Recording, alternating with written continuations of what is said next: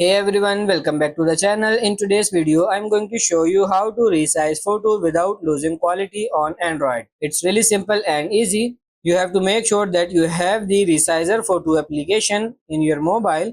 So just go to your Play Store or App Store depending on your device, and then in the search bar just simply search for this Resizer.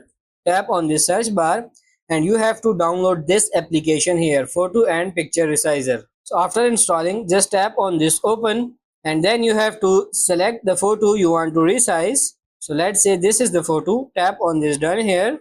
Now tap on this image, tap on this open, and you can see this option here, resize. Just simply tap on resize, choose the parameters.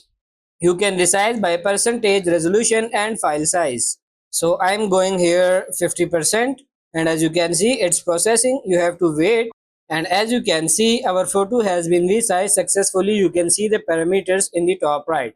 So that's pretty much it for this video. That's how to resize photo without losing quality. I hope this video was helpful. If it is, like it and subscribe to the channel. Thank you.